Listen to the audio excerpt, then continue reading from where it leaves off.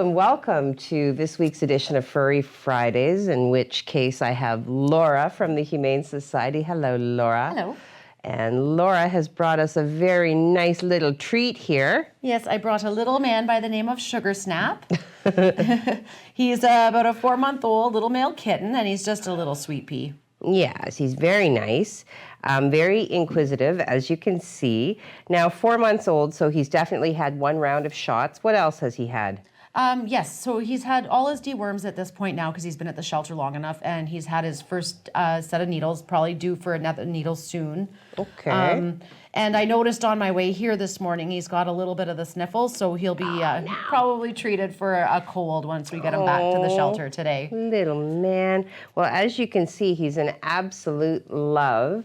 So if you are a cat person, or if you're not sure, this is definitely the one to sway you one way or the other. Now, he is on the website. He's available for adoption. Okay, so he is available immediately. How long has he been with you?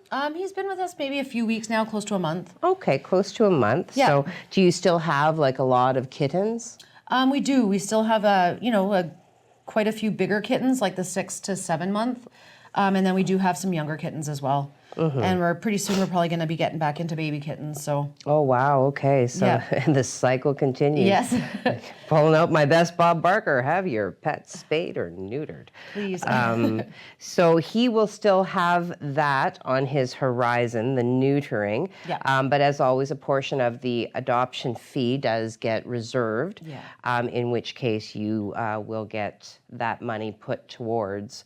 A portion of your adoption fee goes towards the neutering. Yeah, and even though he's got the little cold now that I've noticed, he'll be on treatment for a couple of weeks, but people can still apply for him even though he's getting treated for the upper respiratory infection. Right, which segues nicely into, the process, forever altered, but now maintained at the, because it's better for the pets overall.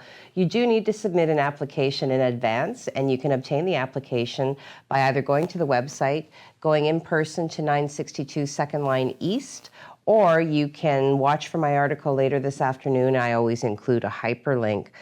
So you do the application, you submit it, and once it's been reviewed, you would be contacted to set up a meeting to meet the new love of your life. There is no more just drop in and go hang out with the animals, unfortunately. Now, if you did want to hang out with the animals, there are 2 ways you can do that. You can volunteer. Volunteer? The volunteer program Absolutely. is back.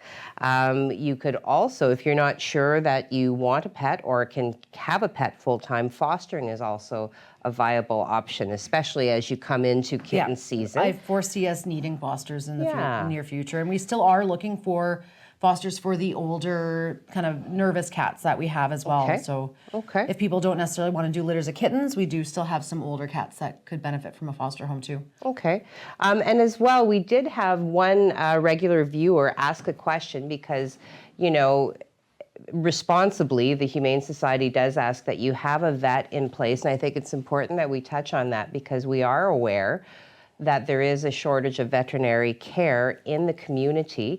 Laura, you gave me some really great tips last week. Did you want to? Yes, so there is actually quite a shortage, as we know, and unfortunately, sometimes even the emergency vet, if you don't already have a veterinarian, may not be able to assist you, which is why we've had to put in place that you have to have a vet ahead of time now. Some of the vets in town are taking waiting lists. Okay.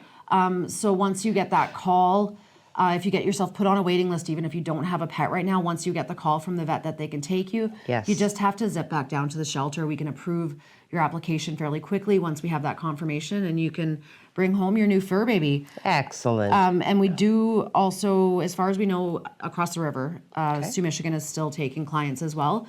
So that would be something to consider if yourself or a family member can bring your pets across for their routine vaccines and spay neuters. Okay, excellent. Okay, so some good information there.